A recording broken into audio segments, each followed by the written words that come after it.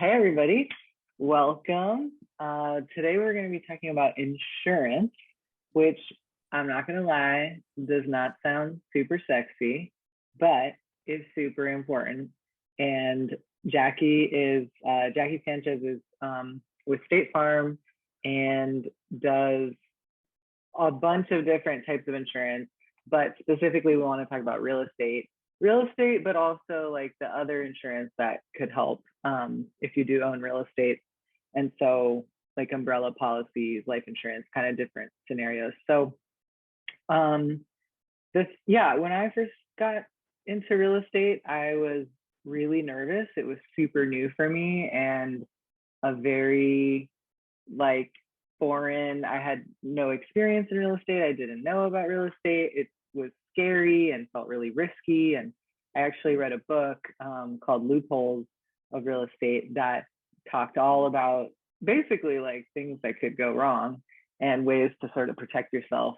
And a lot of it was about insurance, like code, bringing your property up to code and having like all these different, just like things that you probably wouldn't think about until your house burns down or like, and then you're like, oh, oops, I didn't realize that. So anyway, I'm super excited to talk about this because it's kind of like the boring nitty gritty piece.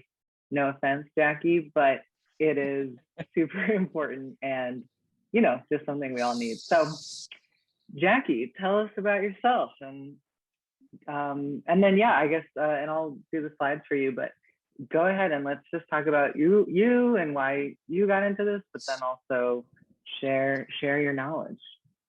So it's funny that you say, insurance is kind of boring because it is, but it's boring up until you have a claim. And once you have a claim, then, insurance becomes a little bit interesting and, the coverages arise of like what I should have, could have, would have kind of gotten certain endorsements and coverage on your homeowners or rental property. My name is Jackie Sanchez. I'm a State Farm agent in Redondo Beach with 23 years of experience. So these are things, just basic information that you should know when purchasing a home or a piece of property that,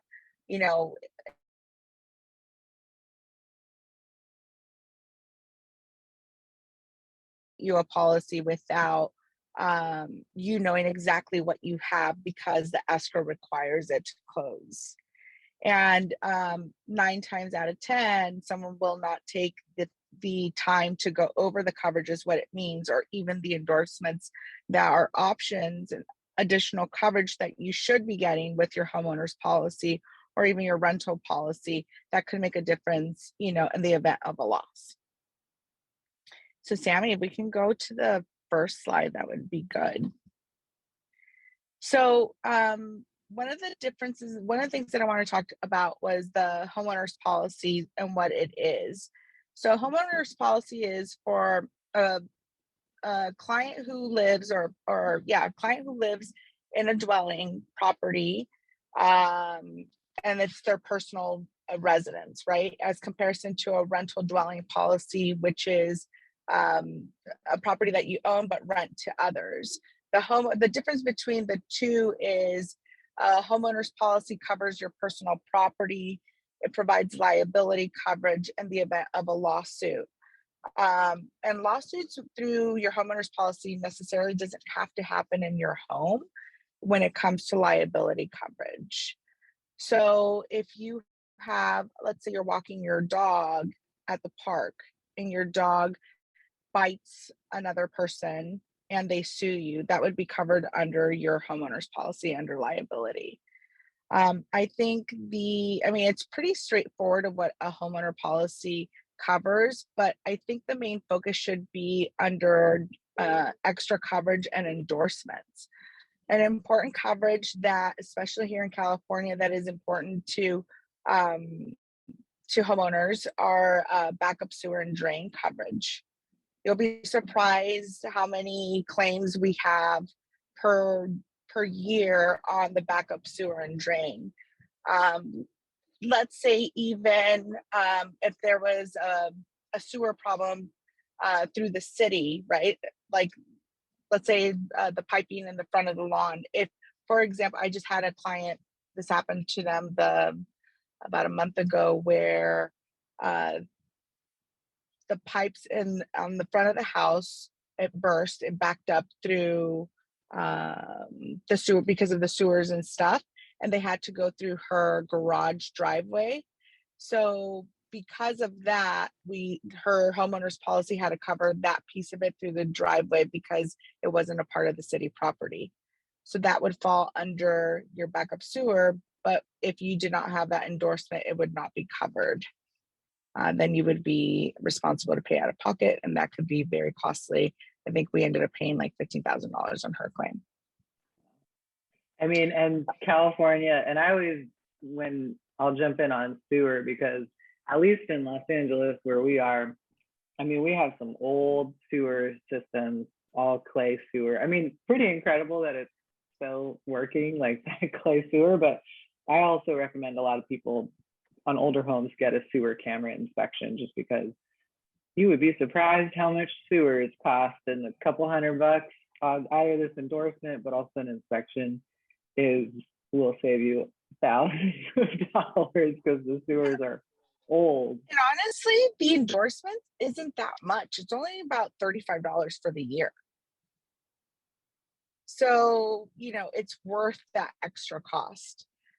So when you are shopping for quotes, it's one of the most important coverages that you should have. Another, and it's not really an endorsement, it's an extra policy. Many times, my clients have jewelry, whether it be a wedding ring, Rolex, and it doesn't even have to be jewelry. It could be art pieces, camera equipment, things like that. Your homeowner policy is a fire and theft policy. That's it. And it's up to certain limits. I believe for jewelry under your homeowner's policy, the maximum that they will pay out is $2,000. So if you have an expensive piece, or and it doesn't have to be like a wedding ring or anything, it could be any jewelry piece or artwork, then there's something called a personal articles policy, which is very inexpensive. State Farm in particular has a great policy for computers. Laptops could be pretty expensive. It's a $60 a year for with no deductible. And pretty much if anything happens to your computer, whether you get hacked, whether you spill coffee, whatever it is, we would cover 100% of the computer with no deductible, and it only costs you $5 a month. And same thing with jewelry. It could be very inexpensive. I had a client the other day, her 2-year-old flushed her wedding ring down the toilet. So those are other things to consider that would not be covered under your homeowner's policy. It would be covered under your personal articles policy. And Sammy, your baby's still a baby, so just wait till it starts getting into things. Right. Those are things you're going to have to consider. Yeah, I didn't know. I mean, I didn't know about the personal articles, the computer, that stuff. No, that because if you think about it, I think at some point I don't remember. I think when it was like a policy, they had me list like the stuff in the house, and it's like you don't really think about it, but you're like, man, like my couch, my like jewelry, my laptop, like all that stuff, and you're like, man, I do actually have a lot of. I didn't think I had a lot of stuff, but when you think about if you had to replace all of it, it's actually would be a chunk of change. It's pretty expensive. Like the best way I always tell clients to think about it is, if you could flip your house upside down and shake it, anything that falls is your personal property. So that's how you kind of figure out a number of what does it cost, to replace everything, and how much do I need to write the check for? That's great. And it's expensive because we do it based on replacement. So, if you bought a TV 10 years ago, I mean, we're going to pay whatever it costs to replace it as of today. So, you have a lot more than what you think you do.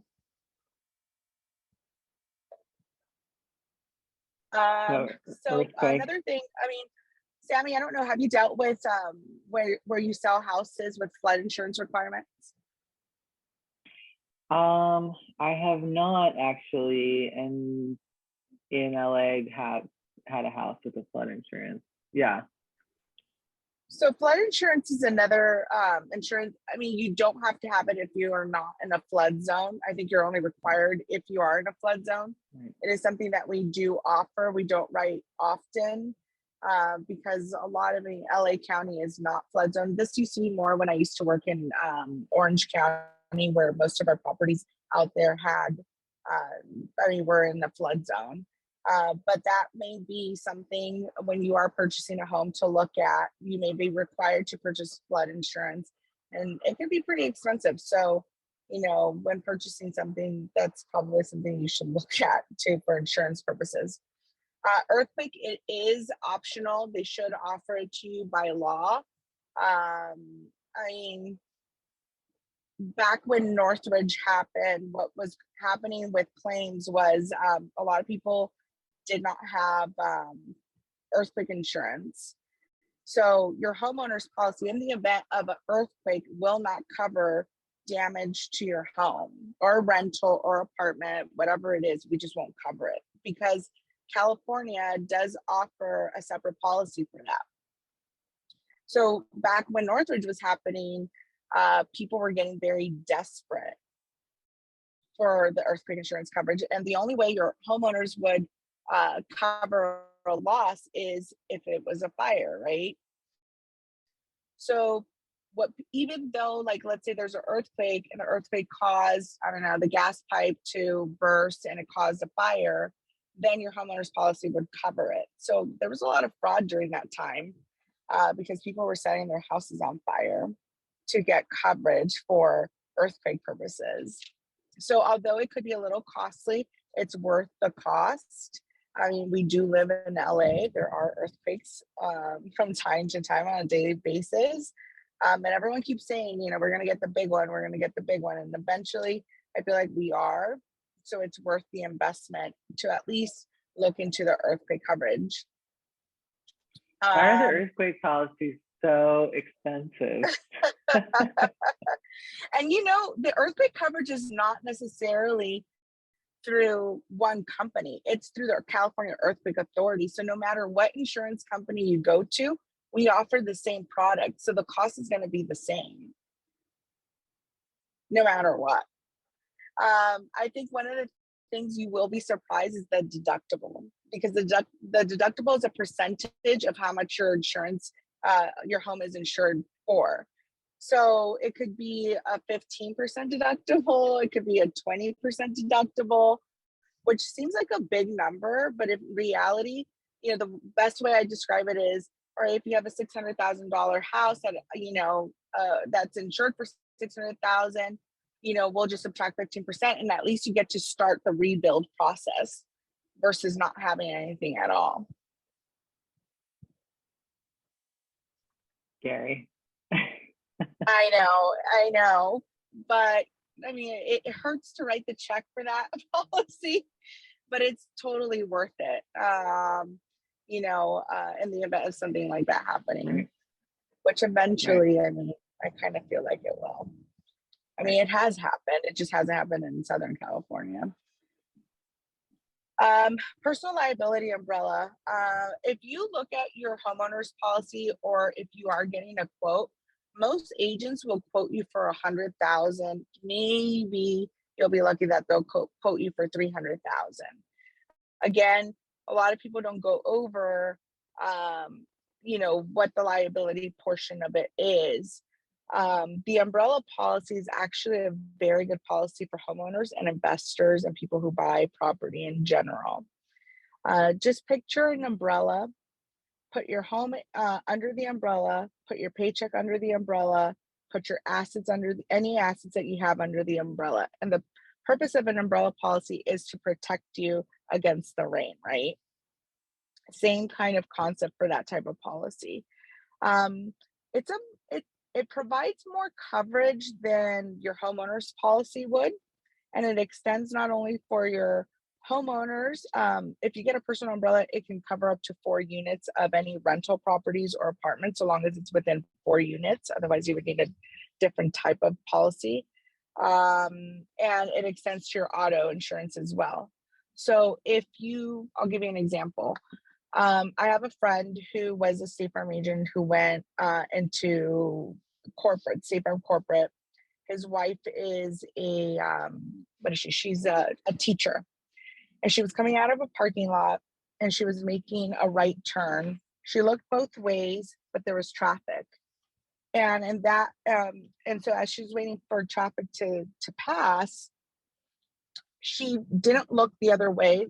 Well, she didn't look the left way before turning, making her right turn. What she did, so there was a cyclist who was coming towards her, and he assumed that she saw him coming, which she did not. So what he did is he slid under her car and she dragged him 20 feet. He ended up, so thank God he was fine. Obviously he was severely hurt. He ended up suing them for $2 million. So they had, in order for you to have an umbrella policy, you need to have a minimum coverage of liability of $250,000 per person, up to $500,000 per accident.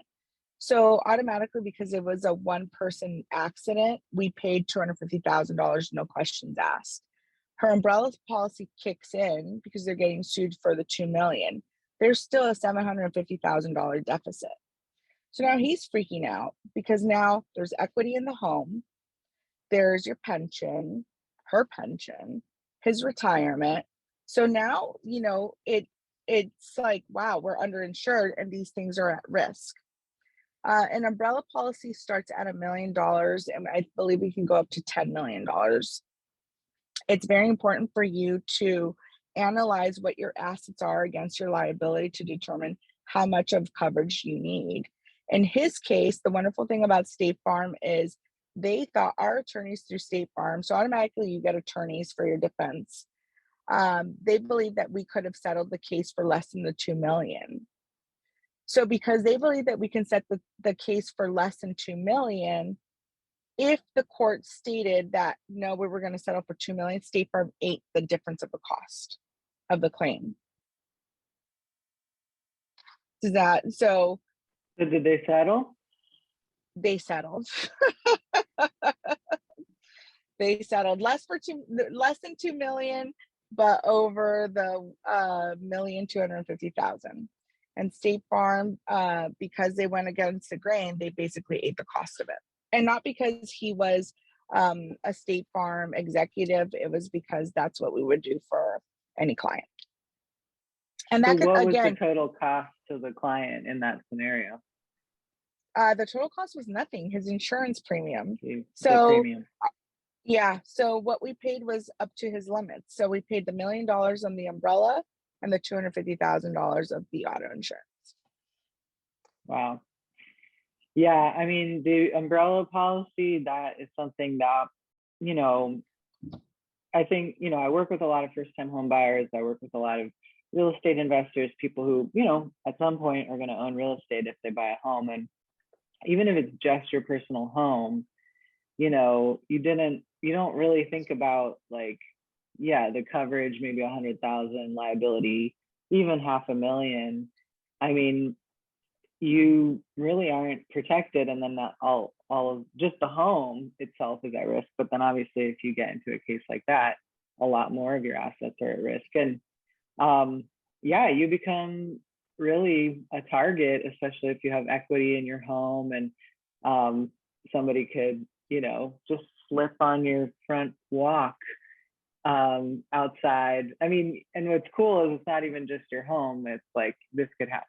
Anything could happen, and that is covered, but even something related to your home. So when I first learned about the umbrella policy, actually the umbrella policy was what taught me that I was underinsured, because I think at the time I only had auto insurance, and then I looked at the coverage, and it was like the bare minimum, because it was just whatever I had gotten when I started driving or something. Because no one told you. Yeah, I was like, this wouldn't cover like I mean, maybe a little, fender bender, a little, but this wouldn't cover like a real accident.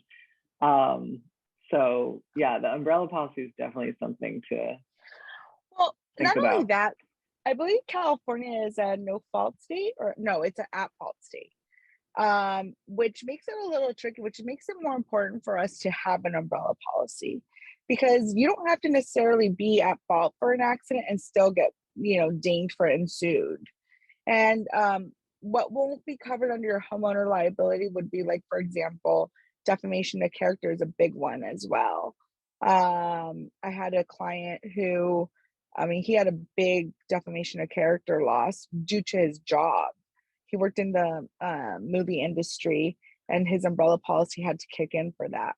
So, and especially for, like, when you do have rental properties too, there's tenants out there that will sue you for liability stuff. It could be, I don't know, broken pavement, someone tripped and fall, chipped their tooth. There's so many things that could happen where you could be held responsible. So an umbrella policy is a very, very important policy to have, to protect your assets and what you're working very hard for.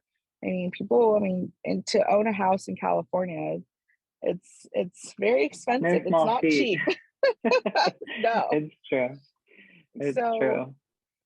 and Well, so and I here we go wanted, with go yeah, and ahead. I wanted you to talk about the rental policy too, because, you know, I do, I talk a lot about like house hacking and how to create income from your home. And, some people are like buying a home and renting out rooms, or buying a house with an ADU and renting that out, or a duplex, right? They're living in one, renting the other. Then also people are just investing, just straight up real estate investment, like they're not house hacking, they're not living in it.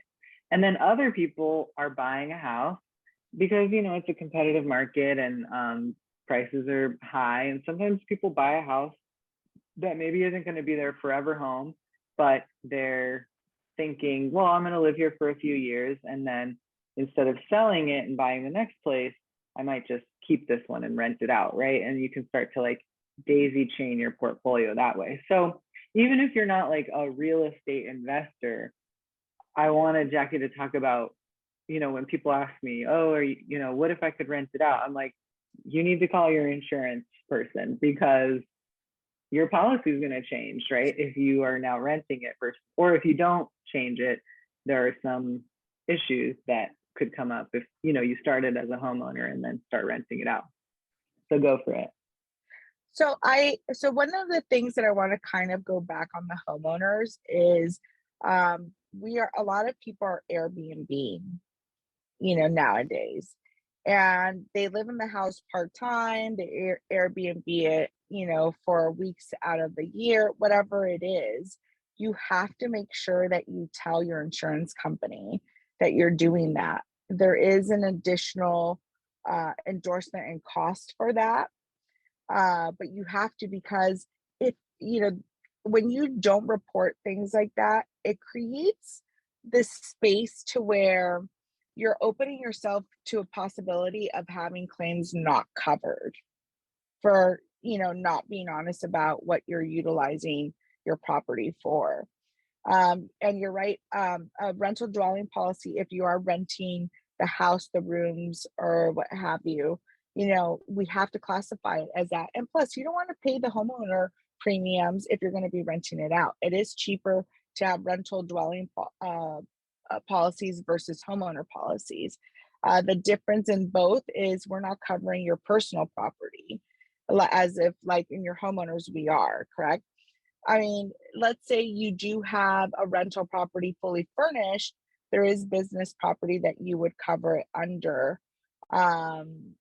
versus your regular homeowner's policy. But really, really, if you are intending to rent out your property, let your insurance carrier know, just because it could save you a lot of headache during a claim, if you're giving false information over, the property, because they will decline a claim over that. The wonderful thing about rental dwelling policies too is at least with State Farm, we have loss of rent. So let's say there's a fire in your property, you cannot rent it. It has to be rebuilt. We'll pay for up to 12 months of coverage of your loss of rents for that until your property is rebuilt.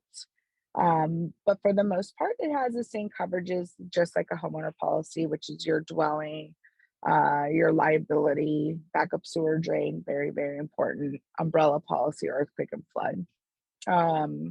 But yeah, be very open and honest with your insurance carriers as to how you're utilizing that property. And they'll cover you, so don't be afraid that they won't. I think that's the biggest misconception is, oh, if I say this, they're not going to cover me. But in reality, I think the insurance industry is definitely changing, just like when Uber came out, right? We had to change the way we did business and underwrote our policies. Same thing with the homeowners and rental properties. So there's homeowner policy, and then there's rental policy, like just a house that you have as a rental. And if you moved out of your house and rented it, then you would change your policy. Yeah. But what if you are living in it and renting out rooms, or if you have a duplex or something, you live in one, or an ADU, and you rent out the other? Like how does that work? So if you have a homeowner's policy and you rent out rooms, right? There's a question that says, or they should be asking, is there any roomers or boarders? If so, how many? So that's where you tell them, yes, there's this many, and then they'll charge you a premium for it. If you have a duplex, let's say detached structures, completely detached, both structures are detached, it would be one homeowner policy, and the back or the front, whichever you rent out, would be a rental property, a rental policy.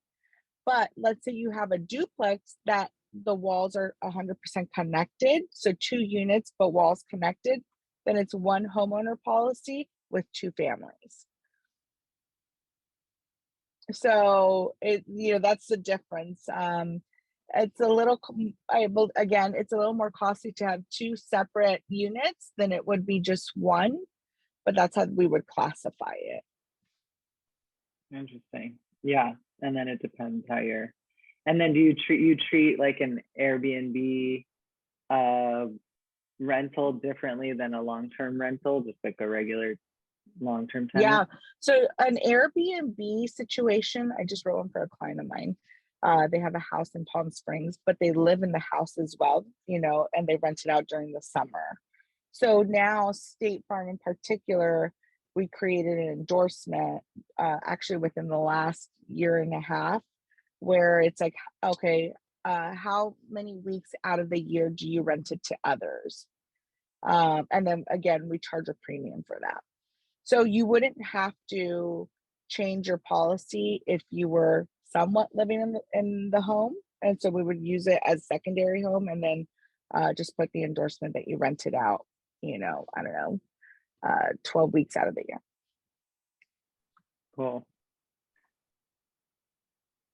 So the things that I just talked about earlier was the policies to consider would be the umbrella policy, protect your assets, protect your paycheck.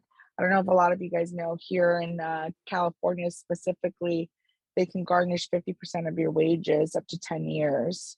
And at the 10th year, go back to court and extend it for another 10 years. So I don't know about you guys, but I don't want to give up 50% of my paycheck. So again, one of the things to consider, commercial liability, if you have more than 4 units that you invest in, you would need a commercial liability umbrella. Personal articles, very, very important. Again, if you have expensive pieces, it doesn't necessarily, I just found out that we can insure horses under personal articles policy. So important furnitures, pieces, computers, I would consider getting a separate policy for those things, because again, that is only covered to a certain limit for fire and theft under your homeowner's policy. Flood, you're not required to have unless you are in a flood zone, which most of LA's county is not. An earthquake is, again, one of those policies that you should consider getting. A very, very important policy to have in the event of an earthquake. And believe me, every time we have an earthquake, I think like my phones are gonna blow up right now. And they do, because people get freaked out. So it's like we're playing with fire when we don't get it. That's funny. Totally. Oh Let's yeah. see. So another thing that you need to consider when purchasing insurance, I know what, we're trying to close escrow, we're trying to get everything pushed. One of the main concerns that I see in the industry, which again, I've been in it for now 23 years, is companies and how they pay out claims. So I would always look at the history of the company, because the cheapest is not always the best.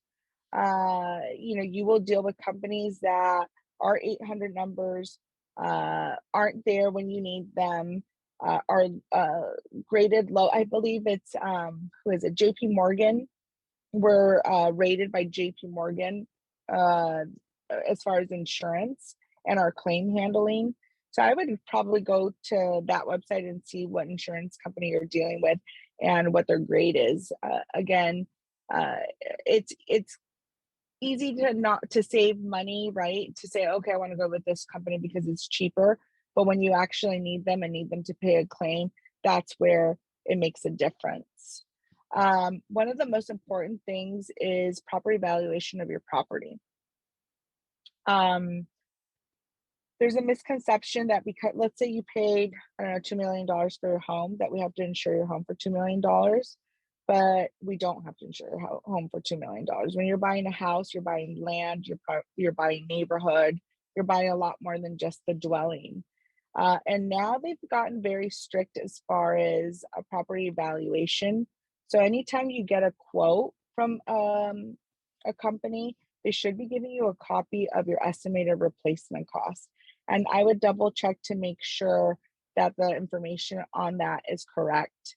Because a lot of time, we'll go on Zillow or whatever, find whatever we can find, put it just to close escrow. But in reality, if that information is not correct, we may be underinsuring your property, which means if we have to pay a claim, we may be underinsured.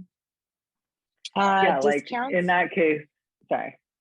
Yeah, In that good. case, like basically, yeah, it's like if the actual house was gone because of something, not an earthquake, hopefully, but like a fire. And would to rebuild that house, you're also, is not going to be $2 million in that example, because you paid for everything, the land, but the actual house. And so what you're saying is, well, sometimes it could be or too much because the replacement cost is not 2 million. And then sometimes it could be, and I'm curious how that's with rising construction costs that everyone's hearing about, like how has that affected the replacement cost? It has affected the replacement costs. And if you notice on your policies, you should have an inflation coverage option. So every year you'll probably see your homeowner's insurance go up a little bit in premium, but look at the coverage piece, because we try to keep up with inflation for that. And we also give an additional 20% of coverage on top of what you have. I know, Sammy, in working with you, some of the houses are very old, and you actually mentioned this in the beginning when we were just talking about code upgrades. Those are things that you need to look at as well in your insurance policy. Most of the time, it comes with 10% building code upgrade coverage, which basically means if you have an old house, let's say half of the house burnt down and you need to bring the rest of the house up to code, that coverage will come in and pay for that. But when you're dealing with a house from 1912, I mean, that could be pretty expensive. So it's always good to look at what they offer. There's 10%, 15%, 30% of coverage on that. So that's another important coverage to look at. And either way, again, when people are competing for your business, like I said, we'll go to just Zillow, whatever, and put in the basic information. Here's the estimated replacement costs, or hey, what is it that they quoted you? Let me try to compete it. But in reality, that's a disjustice because you're not properly insuring your home. And anytime you do any upgrades, if it is an old home that you're purchasing, call your insurance agent or your insurance company to let them know the upgrades that you did, because it will affect the estimated replacement cost as well. And that's where you start becoming underinsured when you don't, vocalize that to your insurance carrier. Another thing to take into consideration when shopping for insurance is bundling too. If you have your auto insurance with your home insurance, it's a bigger discount on both. So I would highly consider looking at that. The one thing that does not qualify for a bundle discount, though, are rental properties. So I get that question a lot with clients. If I have a rental property but not a homeowner's, do I still get a discount? It's like, the answer is no. So it has to be a personal property.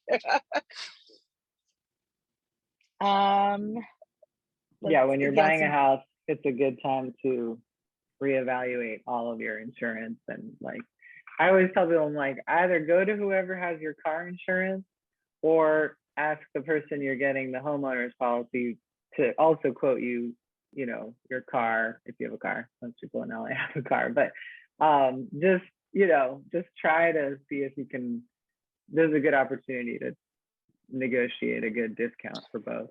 you'll be surprised. Like if you brought your homeowners to State Farm and you had your auto insurance, it's a 21% discount automatically. And if you have your umbrella policy with your home and the auto, then it's a 28% discount. So, it's a big discount. And it makes a difference in price. And then you also start getting discounts for longevity as well.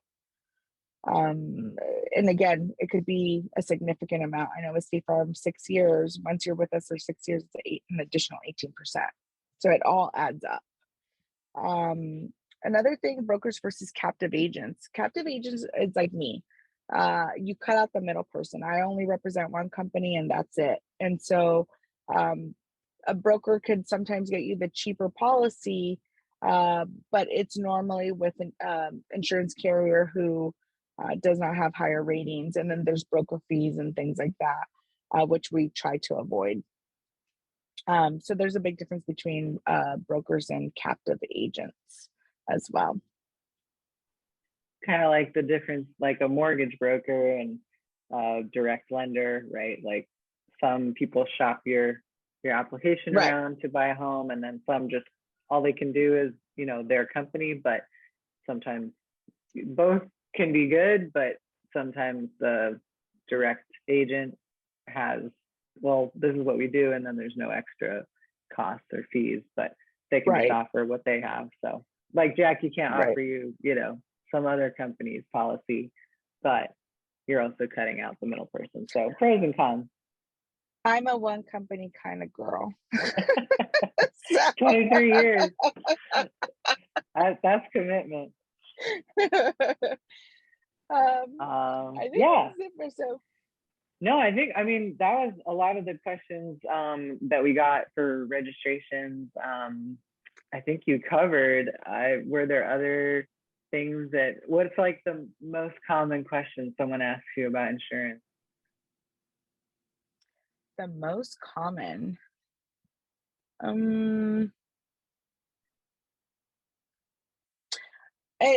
Honestly, regarding homeowners, I can't think of the most common. I have a lot of auto insurance most common questions. And the most common auto insurance question is, if my nephew comes and visits me for 2 weeks, is he covered, or do I have to add him on to my policy? So that's mostly the question I get asked. Oh, but I will say, yes, I do. I will say, do you have to add them homeowners, onto the policy? No, you don't. It's permissive use. There you go. The one thing I will emphasize, these electrical scooters and bikes have been very common. And one of the questions that arise, because one of my best friends is a personal injury attorney, and she just went through this with her son. Would that be covered under my liability under my homeowner's policy? Because her son was hit by another student who was, I guess, using the scooter on his way to school, and he ran into her son. He ended up dislocating his arm and all this stuff. And the answer is no, it's not covered under your homeowner's policy. You would have to get a separate policy for that particular scooter because it's a motorized vehicle, pretty much. So, piece of Wow. information. If you have one of those, you Interesting. need a separate policy. It's not covered under your liability, but it Wow. would be covered under your umbrella policy. If you have them. So that gives Yeah, you an example. totally. Well, thank you so much for all this information. I mean, some of the takeaways for me is like, if you own a home, if you're buying a house, you suddenly now have a lot more assets than you did, 5 minutes before you signed all the loan documents. So, I talked about like estate planning, having a trust and a will, which like, if you don't have kids and you don't own a home, like maybe you don't need it, right? Whatever. But once you own a home, those kinds of things pop up. And then insurance too, because it's not just like the homeowner's policy that you need during escrow. If you are buying a house during escrow, you're going to need to get a quote to close if you're using a lender. But then there's just like so many things that open you up. And then also just like navigating, this reality that we're living in, where I think a lot more people are interested in real estate investing and house hacking and, renting out rooms or like, and we didn't even talk about like, using your home as a business. And like, there's just so many different ways that we're using our homes to make money, which I think is awesome. And you have to think about the insurance implications of doing that.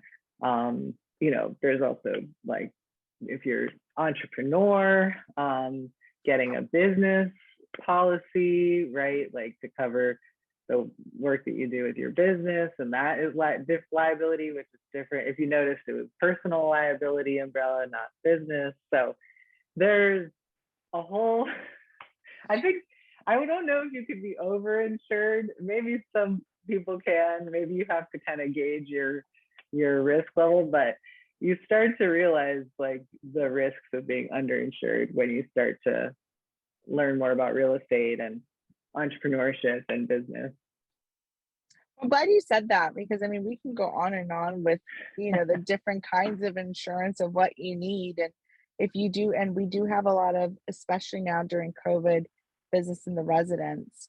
And, basically you have to separate both types of insurance because one will not cover the other and the other one will not cover the other. So, those are things that you have to consider. And Sammy, so you really made a good point with that, because a lot of people don't consider that. They think that it would all be covered under one, or they don't need it. And the reality is that you do.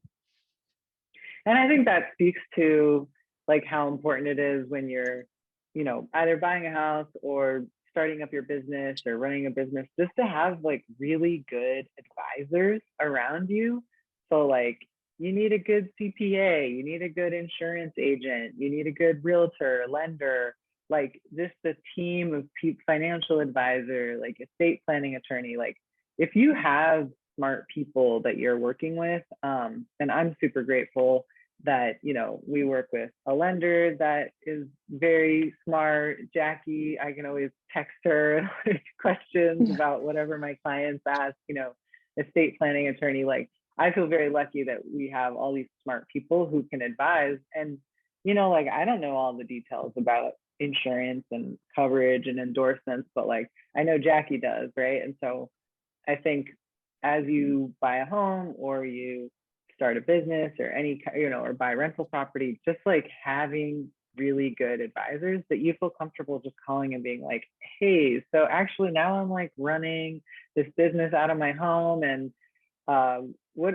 do I need to do anything? Like, what does this look like? And just kind of describing your situation to someone who knows what the I will answer is. tell Because you, yeah, I have friends that I've known for over 20 years that still have not insured with me, but I am always their first phone call. Always. hey, yeah, So no, totally. I mean, it's part of our duty, just being out there. And like, I mean, I do real estate. Not everybody uses me to actually buy the house, but I'm always answering real estate questions. And I yeah. think that's why I'm doing these free workshops. That's like very important for me, is to try to democratize this knowledge and just like help make everybody a little bit smarter at playing the game. So our contact information is here. Feel free to reach out to Jackie or reach out to me anytime. And yeah, just appreciate it. If you have further questions, I'm sure Jackie will be happy to answer them and tell you all the ways that everything could go wrong and you're not thinking about. I'm sure you hear it all, like all the worst case scenarios. So she'll put the fear in you. Just call me. But yeah, call Jackie if you want some horror stories. But thank you so much, Jackie. Appreciate it. Have a great night, and Thanks for having yeah, me. Have a have good a good night. one. Good Okay, night. bye.